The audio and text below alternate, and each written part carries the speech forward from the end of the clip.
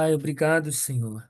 Obrigado por mais esse tempo na Sua presença, tempo em que a gente vai ouvir de Ti. Queremos que o Espírito de Deus venha falar com cada um aqui. Cremos, Pai, que o Senhor tem um propósito para esse encontro. E peço, Deus, que o Senhor venha tocar neste momento, tocar nossas vidas, nossas famílias. Senhor, vem, Espírito Santo.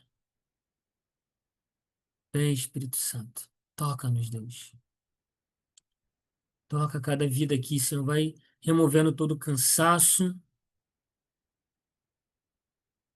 removendo toda mentira do inimigo. Em nome de Jesus. Em nome de Jesus. Libera a tua glória, Senhor. Invade cada casa, cada mente, cada coração. Traz alinhamento de pensamentos. Tudo que não vier de ti, seja agora arrancado do nosso coração, arrancado do nosso meio. Estabelece, ó Pai, tua vontade. Em nome de Jesus. Em nome de Jesus. Amém. Glória a Deus. Amém. Então vamos lá. No primeiro encontro que nós tivemos, nós começamos a falar sobre o nosso sacerdócio. Nós, eu sempre entendi isso, mas eu nunca tinha organizado essas ideias e ouço falar muito pouco sobre o sacerdócio de Melquisedeque e o que significa isso para a gente hoje. Em Hebreus vem falando isso de uma forma muito profunda, porque lá em Gênesis, quando você percebe o encontro que Abraão teve com esse personagem enigmático ali na palavra, é, não fica nada claro. A Bíblia fala de uma forma muito resumida, né? Coloca ali um encontro casual, né? E esse sacerdote era muito profético, né? O nome dele significa Rei de Justiça. Ele, ao mesmo tempo que ele era sacerdote do Deus Altíssimo, ele também era o Rei de Salém, que ao pé da letra significaria Rei da Paz. Então, ele é o Rei de Justiça, Rei da Paz. E esse Salém se remete a Jerusalém. Então, ele é o Rei de Jerusalém. Aí você fica, poxa, é muita semelhança com Jesus, né? E para deixar a situação mais grave ainda, ele fornece a Abraão ali pão e vinho. Naquele momento tão crucial ali na vida, na história de Abraão. E aí Abraão, como resposta a esse ato de graça que Melquisedeque então faz ali, ele retorna com o famoso dízimo, né, os 10% de tudo. E ali para mim chama muita atenção, em primeiro lugar, o pão e o vinho entregue, simbolizando ali aparentemente uma primeira ceia, né? Porque o pão e o vinho é muito simbólico para a gente hoje, cristãos, representando ali o sangue de Jesus e o corpo de Cristo, que é a nossa ceia. Por isso nós fizemos ceia na semana passada, porque eu entendi que era um momento importante para a gente estar fazendo.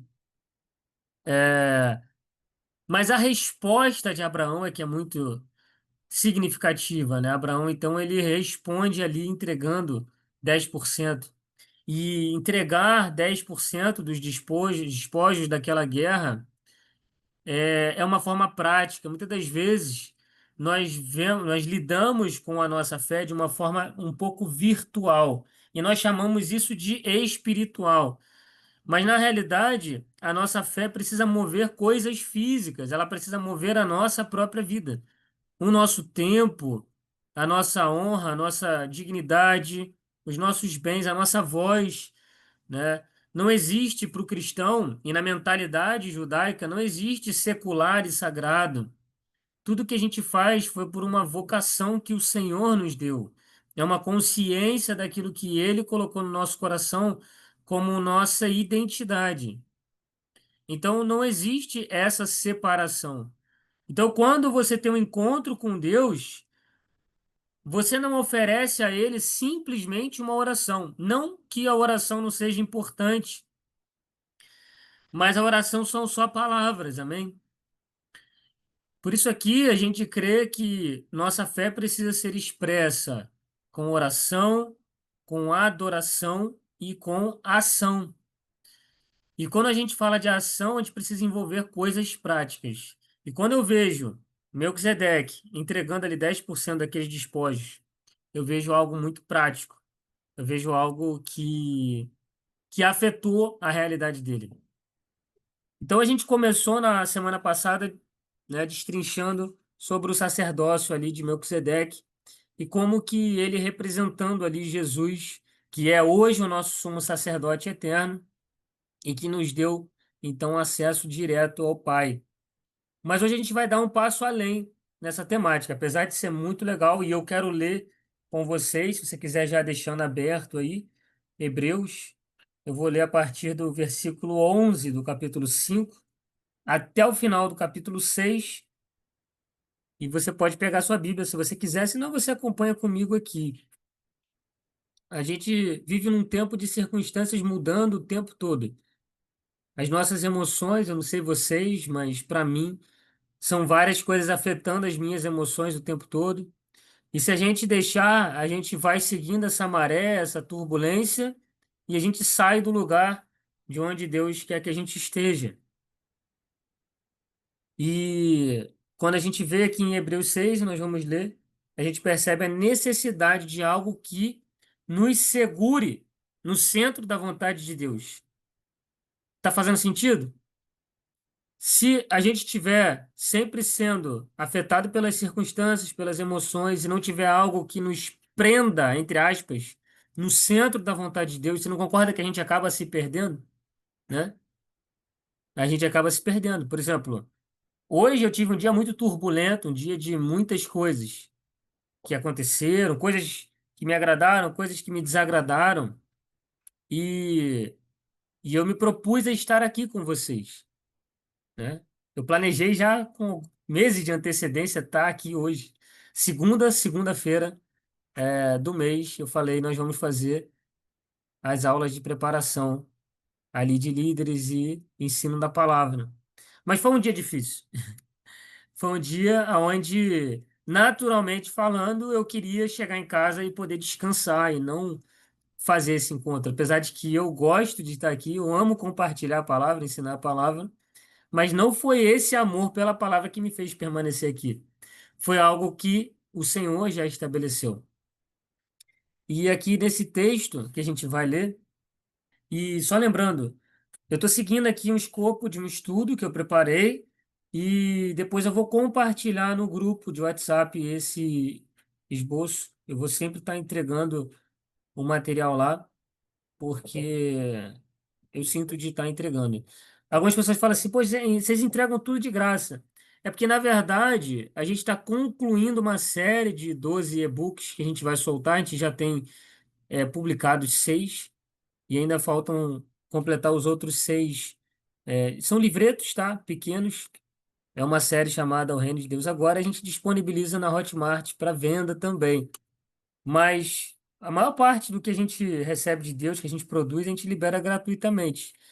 Eu tenho meu blog, que toda semana eu solto um texto lá. Quem já leu aqui o blog? Uma vez, eu tenho colocado no grupo lá.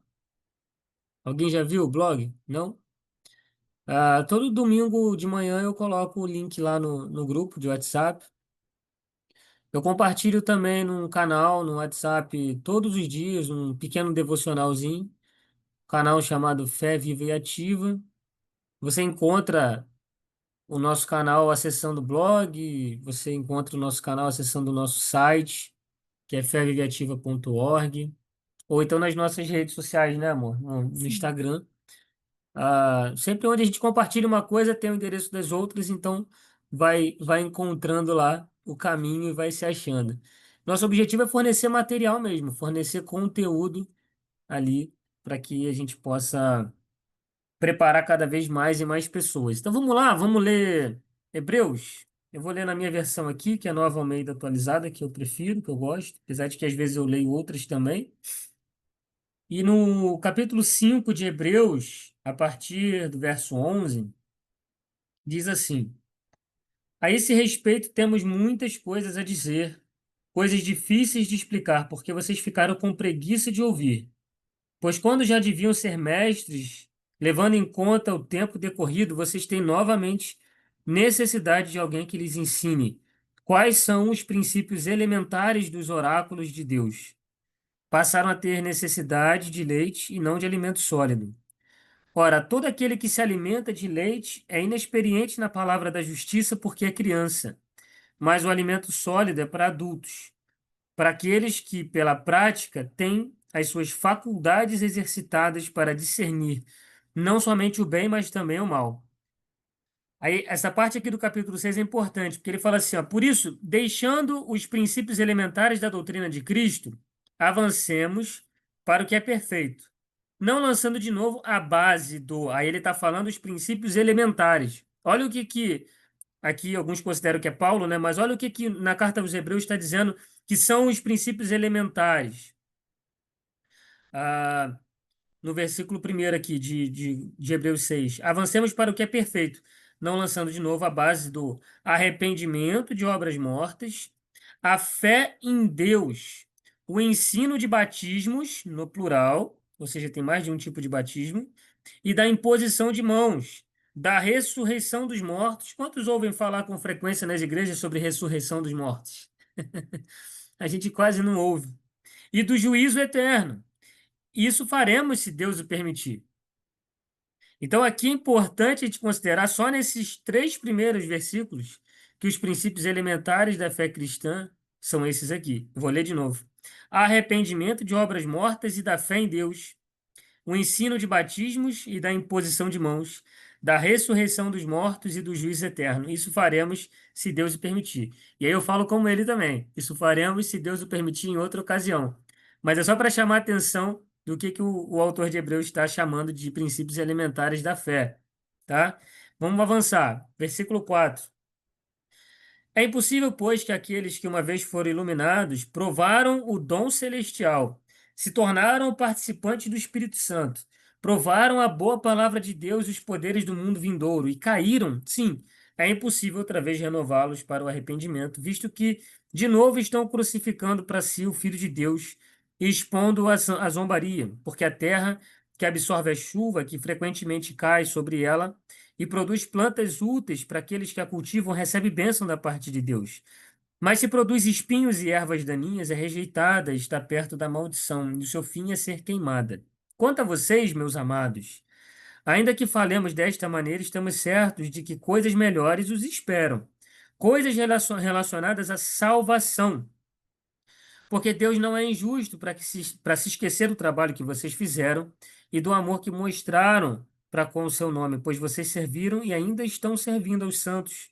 Desejamos que cada um de vocês continue mostrando até o fim o mesmo empenho para a plena certeza da esperança, para que não se tornem preguiçosos, mas imitadores daqueles que, pela fé e pela paciência, herdam as promessas. E aí nós entramos no tema de hoje, versículo 13. Pois quando Deus fez a promessa a Abraão, visto que não tinha ninguém superior por quem jurar, jurou por si mesmo, dizendo: Certamente eu o abençoarei e multiplicarei os seus descendentes. E assim, depois de esperar com paciência, Abraão obteve a promessa, porque as pessoas juram pelo que lhes é superior, e o juramento, servindo de garantia, põe fim a toda discussão. Por isso, Deus, quando quis mostrar com mais clareza aos herdeiros da promessa que o seu propósito era imutável, confirmou com um juramento. Ele fez isso para que, mediante duas coisas imutáveis, na quais é impossível que Deus minta, nós, que já corremos para o refúgio, tenhamos forte alento para tomar posse da esperança que nos foi proposta. Temos essa esperança por âncora da alma, segura e firme, que entra no santuário que fica atrás do véu, onde Jesus, como precursor, entrou por nós, tendo se tornado sumo sacerdote para sempre, segundo a ordem de Melquisedeque. Glória a Deus. Essa palavra é muito poderosa, irmãos e irmãs, né? Porque aqui está exatamente o fundamento mais, assim, eu estou lendo a versão NAA, Nova Almeida Atualizada. Eu indico essa versão, irmãos, porque a Almeida é a versão em português mais segura que nós temos. Claro que é legal a gente ler outras versões, mas a Almeida é mais segura. Só que normalmente as Bíblias mais produzidas que a gente tem é a Almeida Revista e Corrigida. E tem palavras assim mega difíceis de entender, expressões que a gente não usa mais há muito tempo. E aí depois veio a Almeida Revista e Atualizada, que já ficou muito melhor do que a Almeida Revista e Corrigida. E mais recentemente, se eu não me engano, em 2017, lançou aqui a nova Almeida atualizada, ou seja, ainda é tão segura quanto as outras Almeidas, porém, é, tirou várias coisas que a gente não usa mais na língua portuguesa e ficou muito melhor. Então, é sempre bom ter pelo menos uma versão aí da nova Almeida atualizada para usar. Amém? Enfim, então vamos lá. Esse estudo é exatamente sobre essas duas coisas imutáveis que é falado aí, que formam aí a anatomia da promessa de Deus e que serve, como o texto diz, como âncora segura e firme para nossa alma. E eu queria chamar a atenção aqui, porque nós estamos falando da promessa de Deus e no final eu gostaria de ler aí algumas promessas que eu listei, que eu encontro na palavra de Deus. Mas tudo que a gente vive com o Senhor está fundamentado naquilo que Ele prometeu. A nossa fé, ela está sempre fundamentada nas coisas que o Senhor nos prometeu. E de nada adianta a gente dar passos em uma direção da- contrária àquilo que ele prometeu. A Bíblia diz que tudo o que não é por fé é pecado. E a fé vem pelo ouvir a palavra de Deus, ou seja, ouvir as promessas de Deus. É muito importante a gente entender que tudo que a gente faz, seja para o Senhor, ou seja em qualquer área da nossa vida, precisa sempre estar vinculado com algo que a gente ouviu do Senhor. Os filhos de Deus são guiados pelo Espírito de Deus. Nós não precisamos mais viver como órfãos, como se a gente não tivesse um pai trazendo direção. O nosso Pai nos direciona em todas as coisas. E por mais que a gente não saiba como agir muitas das vezes, Ele com certeza está disponível ali para trazer a direção. E a direção de Deus, ao contrário do que muito se ensina na igreja, não é algo meramente aprendido teoricamente com a palavra.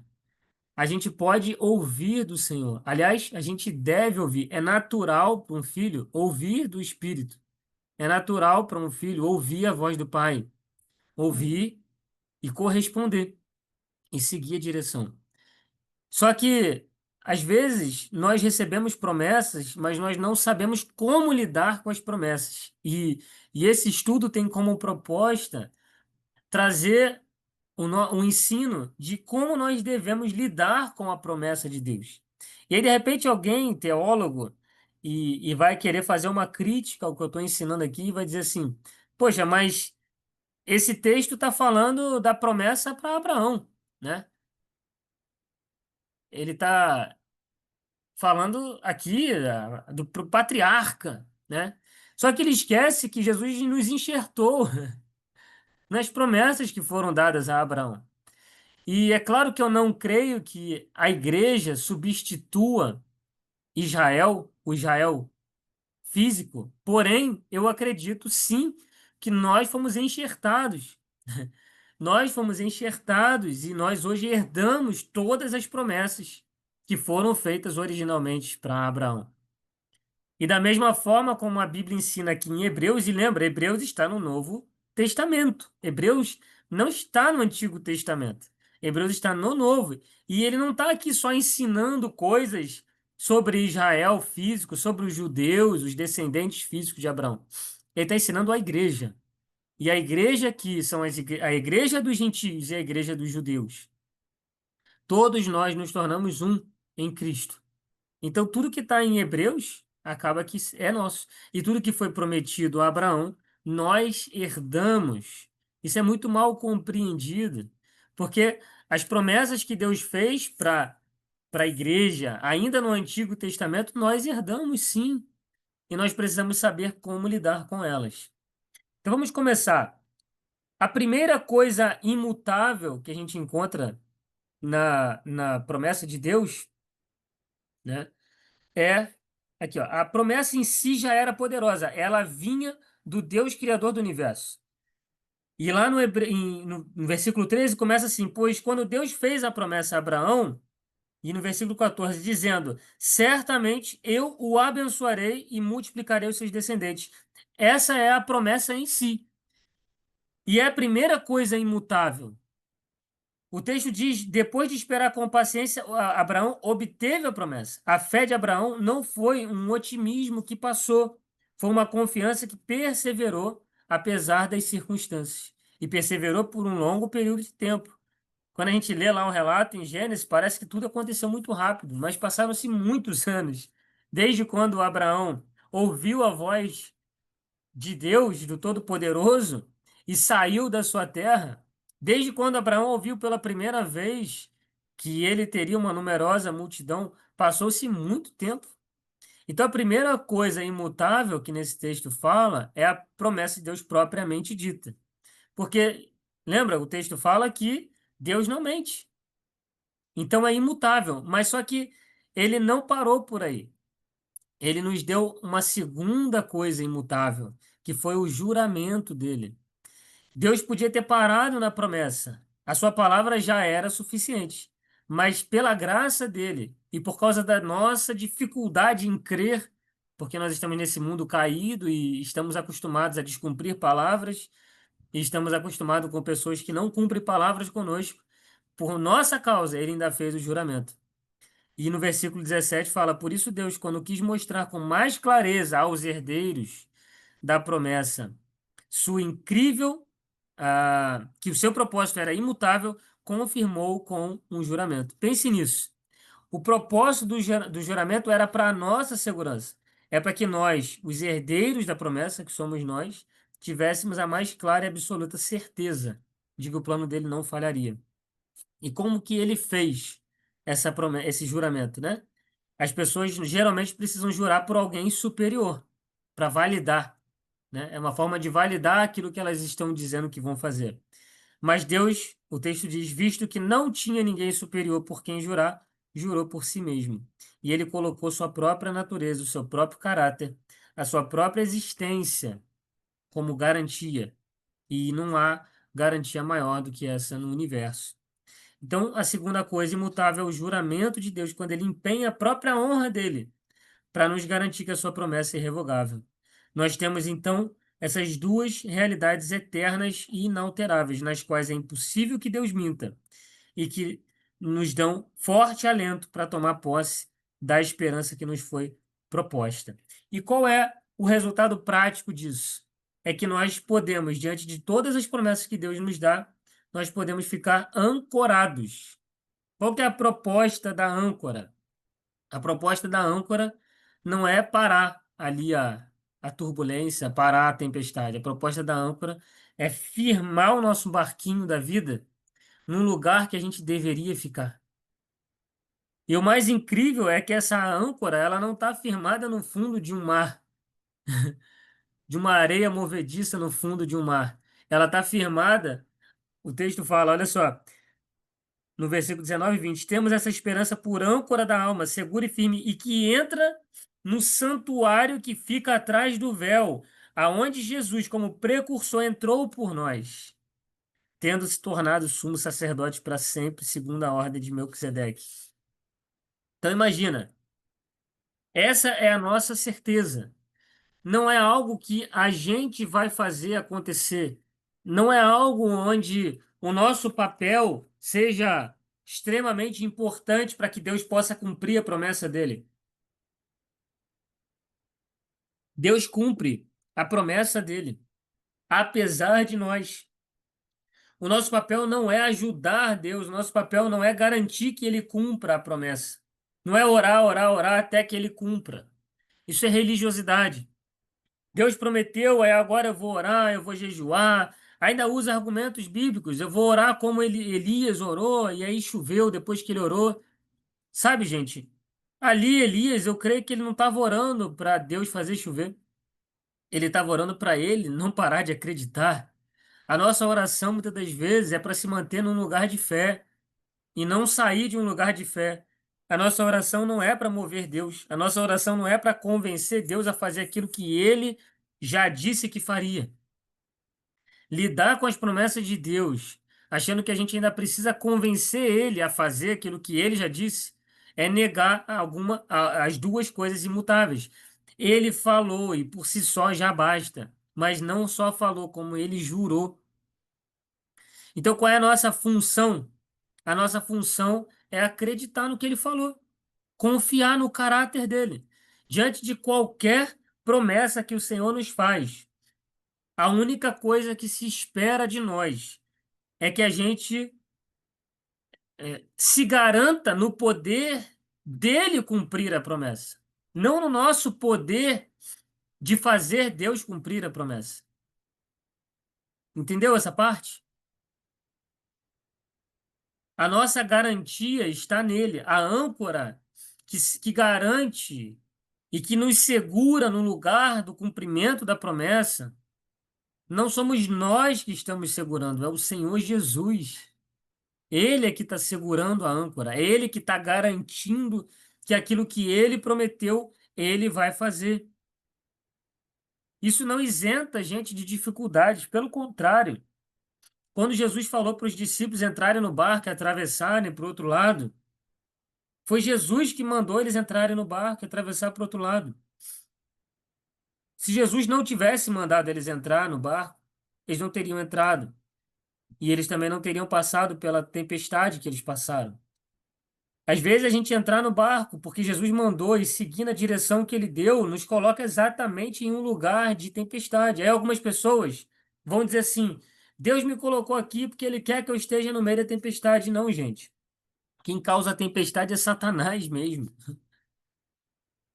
O que o Senhor nos garante é o livramento. O que ele nos garante é que não vai deixar a gente naufragar no meio daquela dificuldade. Amém? E essa parte aqui é muito importante. Aonde essa âncora está fixada? Ela está no santuário que fica atrás do véu. Está falando do lugar, de lugares celestiais, está falando do lugar para onde Jesus foi. Jesus está lá justamente segurando a âncora. Ele está lá justamente nos segurando no centro da vontade dele. Eu estou muito seguro de que foi Deus que me salvou, foi Deus que me colocou aonde eu estou, e é Deus que vai me sustentar. Deus, ele nunca vai deixar que a gente saia do centro da vontade dele. Muitas pessoas vivem numa insegurança constante. Senhor, eu estou no centro da tua vontade, eu quero entender aonde é o centro da tua vontade, o que o Senhor deseja para mim. E hoje o Senhor está falando para você confiar que Ele já te colocou no centro da vontade dele. É Ele quem garante que você esteja no centro da vontade dele. Ah, mas eu não tenho certeza ainda se eu estou. Mas por que que você não tem certeza? Baseado em que você está tendo dúvidas? Vamos ser específicos com Deus. O que está nos levando a duvidar? O que está levando você a ter dúvidas se você está ou não no centro da vontade de Deus? Porque a palavra de Deus diz que é Ele quem garante que você esteja no lugar do cumprimento da promessa.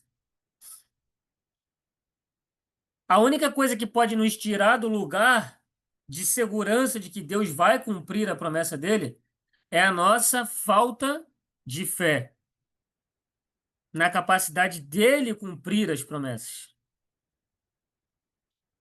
E por isso, antes da gente saber quais são as promessas de Deus para nós, a gente precisa saber qual é a garantia de que Deus vai realmente cumprir as promessas dele.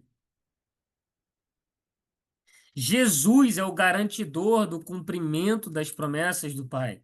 É Ele quem nos garante. Ele nos garantiu no passado, Ele nos garante no presente e Ele garante o nosso futuro. Eu gosto muito de falar das promessas de Deus. Eu gosto de ser específico. Todas as vezes que eu prego, eu quero falar das promessas de Deus. E eu também gosto de desmascarar as mentiras do diabo, que ou adiam as promessas de Deus, ou anulam, ou dizem que não é para hoje, não é para agora. Por exemplo, cura, né? Por exemplo, prosperidade, por exemplo, uma vida plena, né?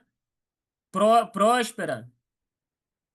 E eu gosto de desmascarar as mentiras do inimigo, que muitas das vezes faz as pessoas acreditar que essa é a minha cruz. Está lá sofrendo, está lá enfermo, e pensa que essa enfermidade é minha cruz. Está lá o filho nas drogas, esse meu filho é a minha cruz.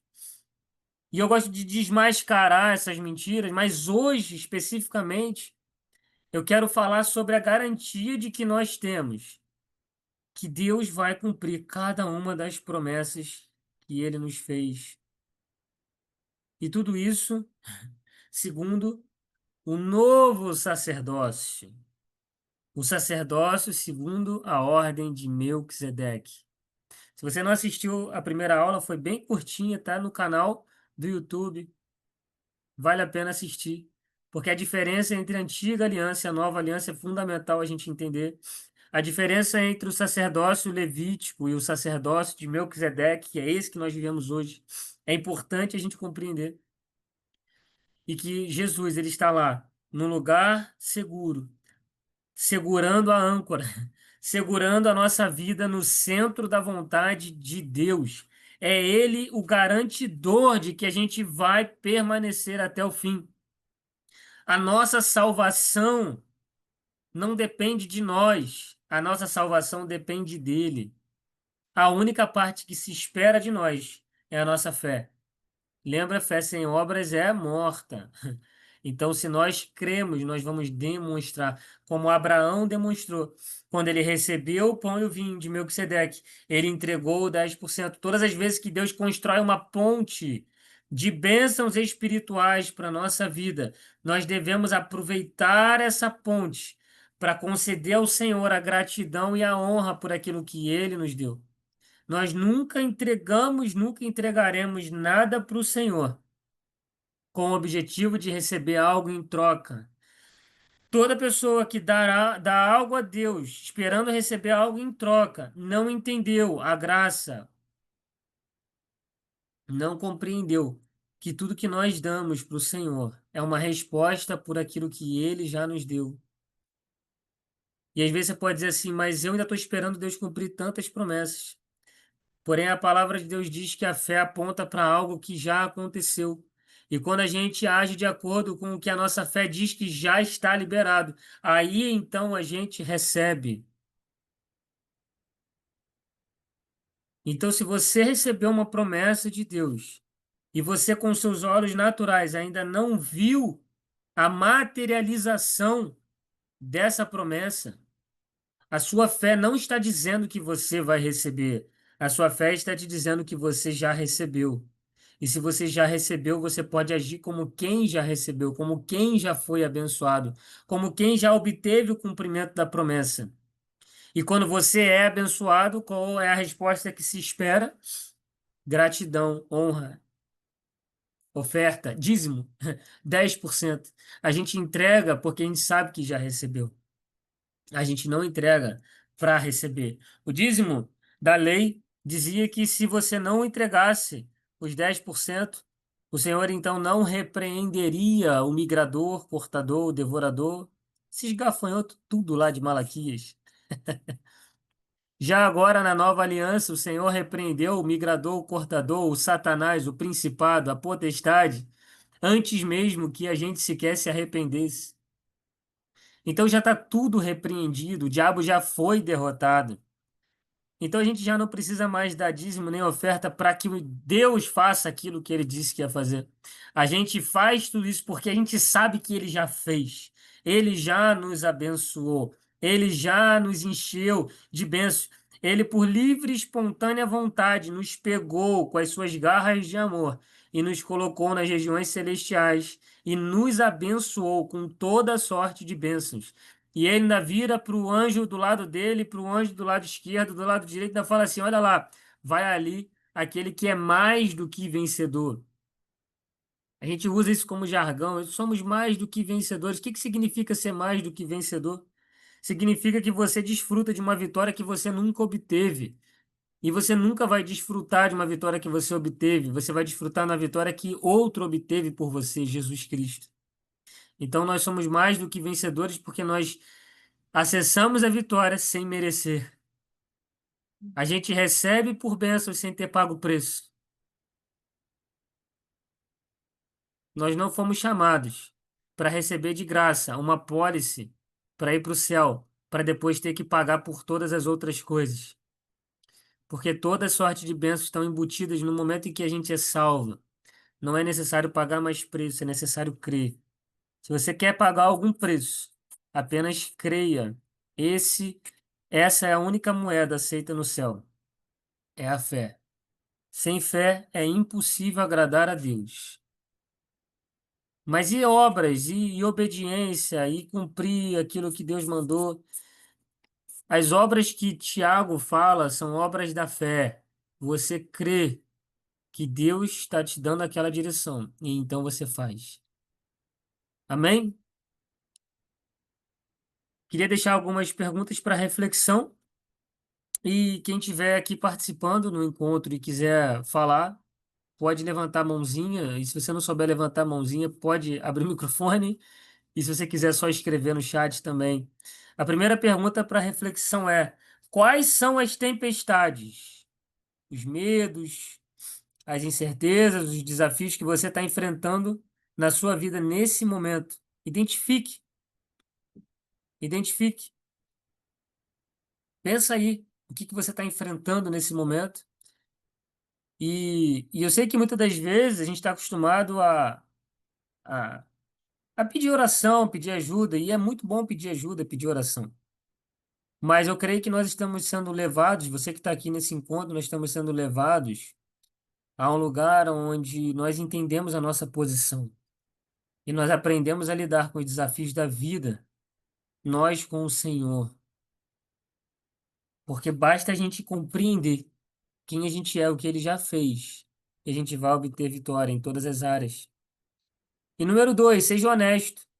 Aonde a sua âncora tem sido lançada, na maioria das vezes?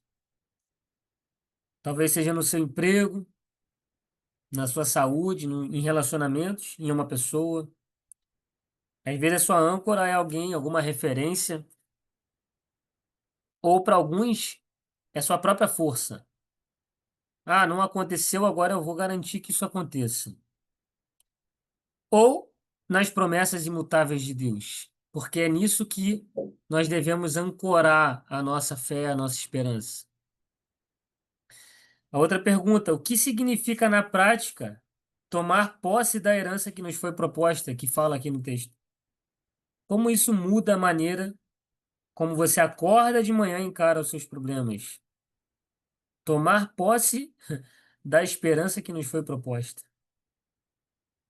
E por último, como a imagem de Jesus, como sumo sacerdote, segurando pessoalmente a sua âncora no céu, muda a sua perspectiva sobre as dificuldades que você enfrenta aqui na Terra. Eu deixo aí, e você que está no grupo, você vai poder acessar essas perguntas de novo, porque vai estar aqui no arquivo que eu vou mandar lá. É, vamos, né, meditar sobre isso. Eu queria que você, nesse momento, fizesse uma ativação, queria que você fechasse seus olhos, colocasse numa posição confortável, seja sincero com Deus nesse momento. Identifica em silêncio uma ou duas áreas da sua vida que está causando ansiedade, tirando sono, medo, instabilidade,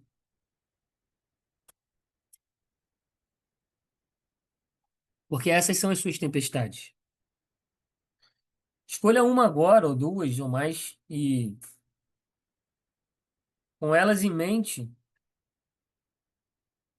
vamos intencionalmente pegar a nossa âncora e levar ela até o Senhor.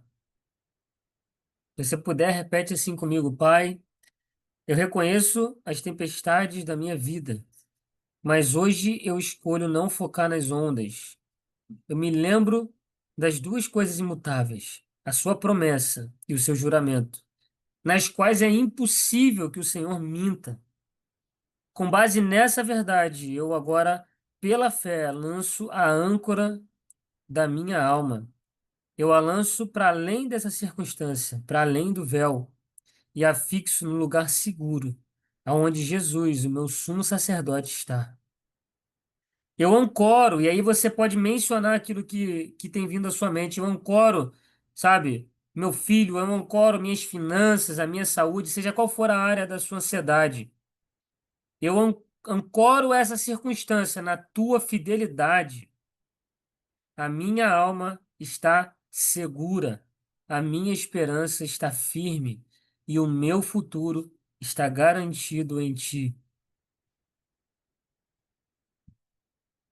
Agora deixe o Senhor te levar pelo painel da sua imaginação por um momento. Não sai desse lugar.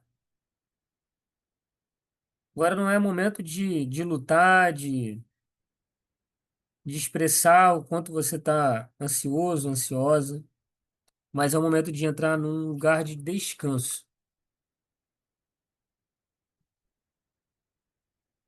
Respira fundo. Talvez hoje, durante o dia, você ainda não tenha feito sabe, uma respiração completa. Deixa o ar encher os pulmões. Sabe, às vezes a gente fica tanto tempo sem encher os pulmões de ar que quando a gente enche, chega a doer. E deixa a paz que excede todo entendimento entrar. Não importa o que está acontecendo do lado de fora, a sua alma está ancorada no lugar mais seguro do universo. E sua segurança como filho de Deus não depende da força com que você se agarra ao Senhor, mas da força com que Ele, por meio da promessa dele, do juramento dele, se agarra a você. A nossa garantia não está no quão capaz nós somos de nos segurar em Deus ou nas promessas dele. A nossa garantia está no quão capaz ele é fiel de nos segurar nas promessas dele.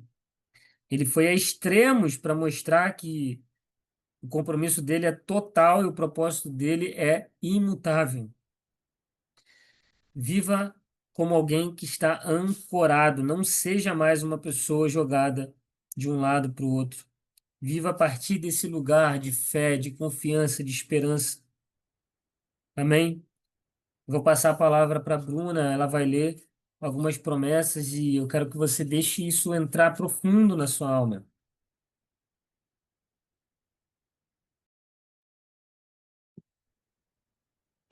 Eu queria ler, né, umas promessas e porque a gente sabe, né, que a gente precisa renovar nossa mente em Cristo.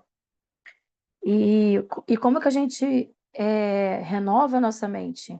Substituindo, né, muitas das vezes as mentiras do inimigo com as verdades da palavra de Deus. E tem que ser a palavra de Deus, porque a palavra de Deus é a nossa âncora, é o que nos mantém firmados.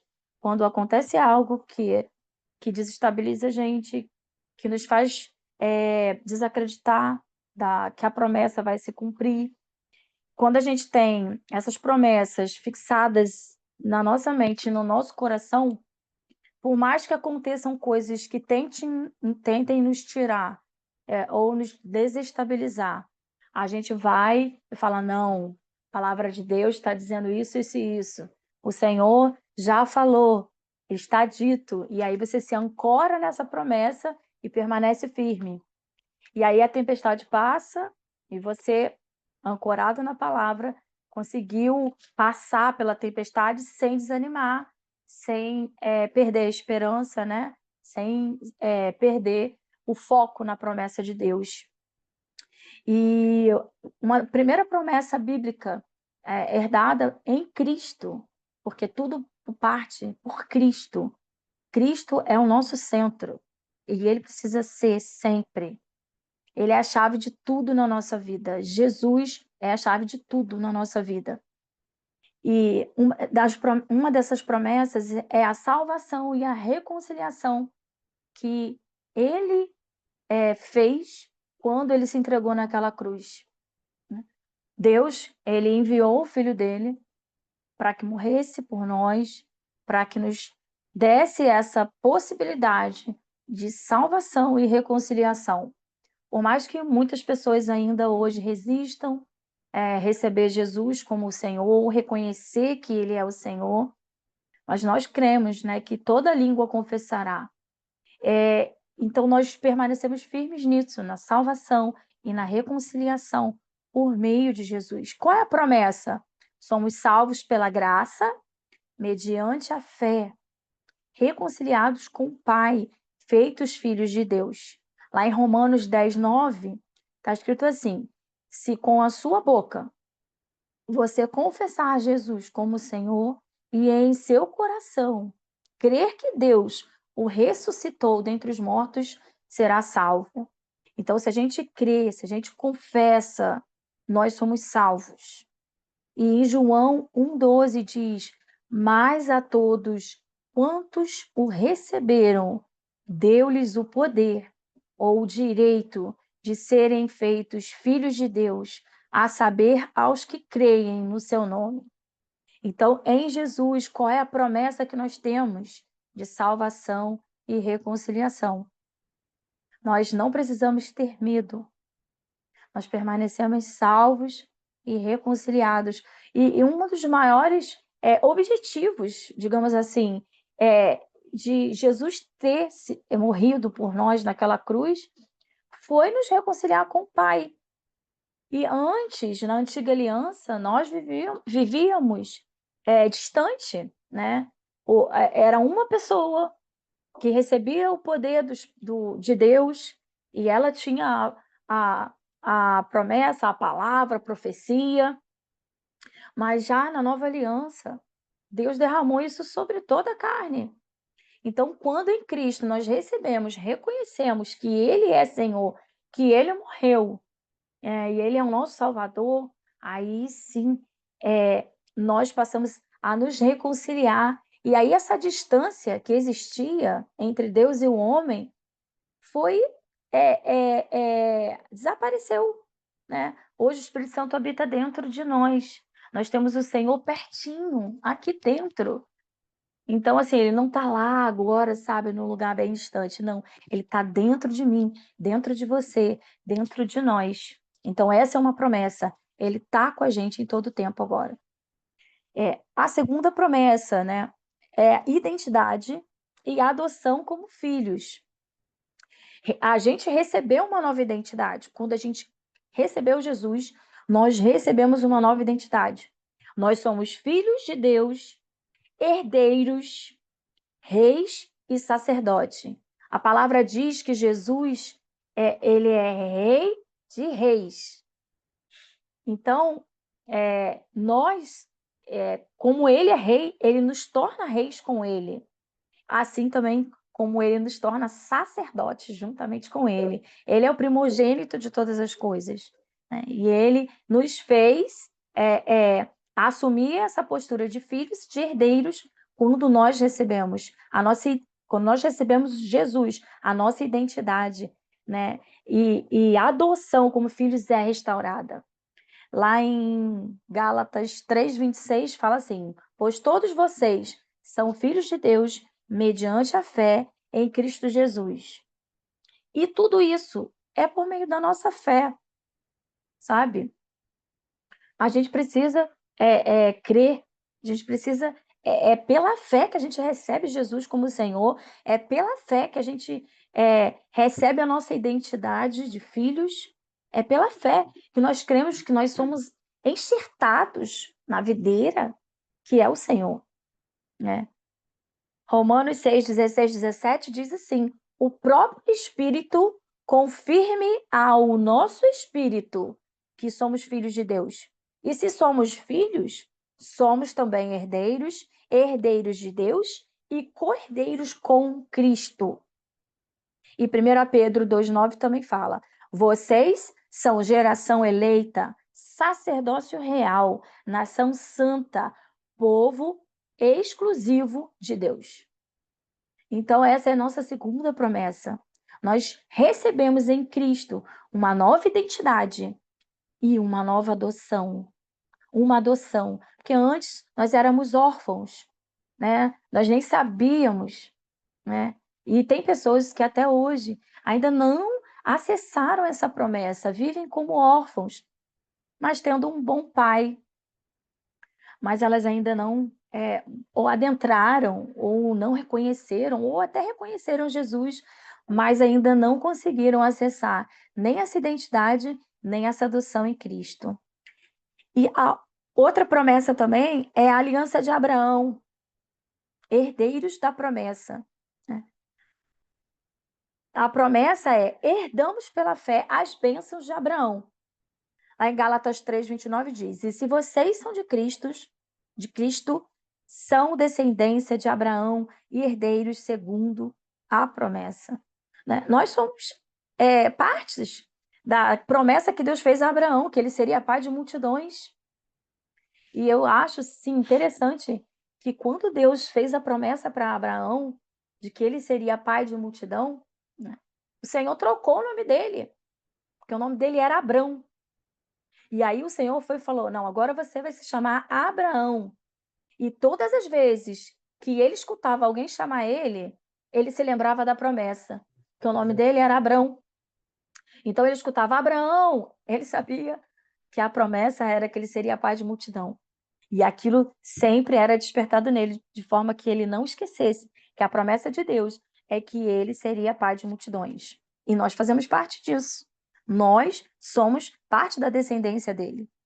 E Gálatas 3:13 e 14 diz: Cristo nos resgatou da maldição da lei, fazendo-se ele próprio maldição em nosso lugar, para que a bênção de Abraão chegasse aos gentios em Cristo Jesus. E tem inúmeras promessas, né? Uma vida plena aqui e agora, não é a eternidade. A eternidade nós teremos, mas o objetivo de Deus é que a gente tenha uma vida plena hoje e a gente viva, né, uma vida abundante. João 10:10 fala: a vida abundante não é apenas futura, mas já presente. O ladrão veio somente para roubar, matar e destruir. Eu vim para que tenham vida e tenham vida em abundância. Foi Jesus que falou. Assim, e 1 Pedro 1,15 diz: assim como é santo aquele que os chamou, sejam santos vocês também em todo o seu procedimento. Então, assim, a gente precisa viver essa vida plena aqui e agora. E como o Gabriel disse, ela já existe.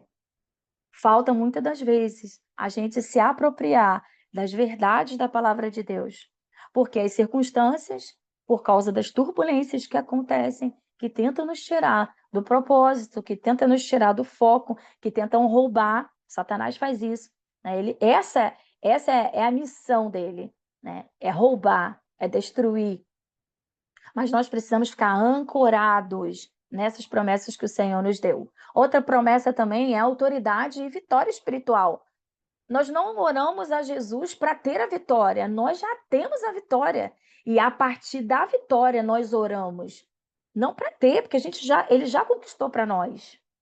O problema é que muitas das vezes a gente esquece ou a gente não sabe mesmo. E Lucas 10:19 diz: eis que eu dei a vocês autoridade para pisarem cobras e escorpiões e sobre todo o poder do inimigo, e nada, absolutamente, lhes causará dano. Essa é a palavra de Deus, é uma promessa. Então, se a sua vida não está alinhada com essa promessa de Deus, sabe, ore ao Senhor, procure entender o que se alguma crença que a gente está crendo em alguma mentira do inimigo, que a nossa crença talvez não esteja alinhada com a palavra de Deus.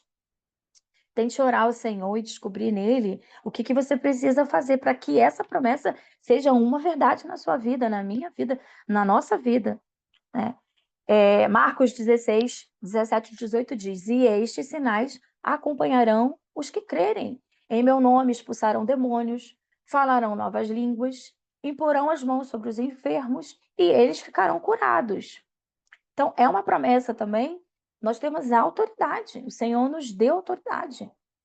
E Ele não deu a autoridade a um ou a outro. Ele deu a autoridade aos filhos dele. Os filhos de Deus têm autoridade para curar enfermos, para expulsar demônios. Então, nós não precisamos ter medo. Nós temos a autoridade em Cristo. Nós temos também saúde e cura, uma promessa de saúde e cura. A cura, ela está inclusa na obra redentora de Jesus. né? Isaías 53 diz que Jesus levou sobre ele. Ele levou as nossas doenças, ele levou as nossas enfermidades, ele carregou as nossas dores e o castigo que nos traz paz estava sobre ele. Então, hoje, quando a gente, por exemplo, está com alguma enfermidade, a enfermidade veio, nós começamos a orar a partir da cura que já existe. Nós não oramos, Senhor, se for tua vontade, me cura. Não, a gente ora, Senhor, que a cura se manifeste agora na minha vida. Porque tua palavra diz que o Senhor levou as doenças e as enfermidades. Então, essa doença na minha vida é ilegal. Em nome de Jesus, eu declaro a cura sobre mim. Eu não aceito a enfermidade. E a gente continua crendo até que essa cura se materialize e se torne real na nossa vida. Porque é uma promessa que nós teríamos saúde pura.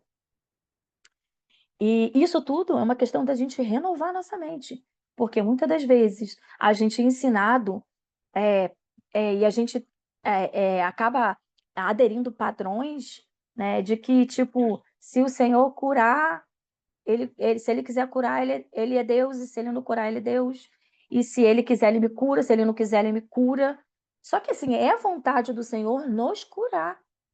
Então a gente não ora alinhado com a mentira do inimigo de que ele não quer.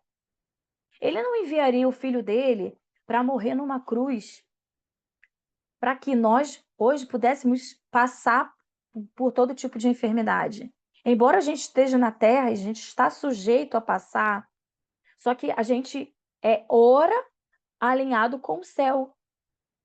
E aí a gente ora até que essa cura se materialize na nossa vida. E a gente renova a nossa mente assim: Senhor, na sua palavra está escrito. Então, na minha vida, que se cumpra a sua promessa. Estabelece na minha vida. Eu não aceito. Eu não aceito, porque o Senhor quer me curar, o Senhor quer salvar, o Senhor quer salvar minha família, o Senhor quer restaurar meu casamento, o Senhor, sabe? E a gente vai declarando as promessas do Senhor. E enquanto não acontecem, nós não perdemos a nossa fé, porque estamos ancorados nele. E ele é uma rocha inabalável. Quando permanecemos nele, ficamos inabaláveis também. E provisão e prosperidade também é uma promessa do Senhor. Deus supre as nossas necessidades segundo as riquezas de sua glória. Lá em Filipenses 4,19, e o meu Deus, segundo a sua riqueza em glória, há de suprir em Cristo Jesus tudo de que vocês precisam. Salmo 23:1, o Senhor é o meu pastor, nada me faltará. Salmo 35:27 diz, o Senhor tem prazer na prosperidade do seu servo. E prosperidade aqui, né, não é só não é dinheiro, simplesmente, mas é você ter êxito em tudo que você coloca a mão. Prosperidade é dar certo, né? Tudo que você coloca a mão, de alguma maneira, sabe, dá certo. Isso é prosperidade, né? E tem outras promessas aqui, eu posso até enviar isso para vocês, porque uma das coisas que eu costumo fazer aqui em casa, senão a gente vai ficar muito tempo aqui falando, né? Mas uma das coisas que eu faço aqui em casa, por exemplo, é imprimir verdades, promessas de Deus a respeito da minha vida, da vida da minha família. E aí eu coloco fixada, tem em todos os lugares. Eu tenho aqui, a Nilda está aqui na chamada, ela vem aqui em casa, ela sabe. Eu tenho na porta, eu tenho na sala, eu tenho no banheiro, eu tenho no espelho, eu tenho no meu armário, sabe? E aonde tem um lugarzinho assim, tem uma promessa de Deus. E aí, quando nada está assim, querendo roubar a minha fé, ou querendo minar, eu leio aquele versículo, eu falo, Senhor, é promessa. Então eu renovo a minha mente, leio aquele versículo. E aí eu fico com o que Deus diz, não com o que a circunstância está dizendo. Por mais que a circunstância às vezes venha e elas tentem nos desestruturar, mas a gente fica permanecido na palavra de Deus. Eu vou enviar esse para vocês lá no grupo depois, e aí vocês podem imprimir e declarar essas verdades para vocês também. Amém. Glória a Deus. Nosso objetivo é que esse vídeo que nós vamos soltar no YouTube alcance pessoas novas. Então, se você estiver assistindo e quiser saber como andar mais pertinho, na descrição do vídeo vai ter o link do grupo do WhatsApp, onde você pode entrar, você pode solicitar tanto essas promessas e tem muitas outras, tá? Aqui ela leu acho que 7, mas tem muito mais. E você também pode solicitar no grupo de WhatsApp gratuitamente o planejamento dessa aula de hoje, dessa palavra que a gente ministrou hoje. É, eu quero orar para abençoar a sua vida, para encerrar esse momento. Eu quero agradecer a cada pessoa que esteve aqui com a gente nesse encontro. E eu vou orar para a gente poder encerrar e depois a gente pode estar conversando um pouquinho aqui. Pai, obrigado, Senhor, pela tua presença, obrigado pela tua palavra. Obrigado, Pai, pelas promessas imutáveis. Obrigado porque nós podemos ter a certeza de que quando o Senhor disse algo, o Senhor realmente queria dizer aquilo. E por mais que nós mesmos venhamos a achar aquilo impossível ou algo que nós não sabemos como vai acontecer, o Senhor se mantém fiel. Eu quero te louvar por isso, Senhor, te agradecer por isso, te dizer que nós escolhemos crer na tua fidelidade, Pai. Escolhemos crer na tua vontade e naquilo que o Senhor determinou.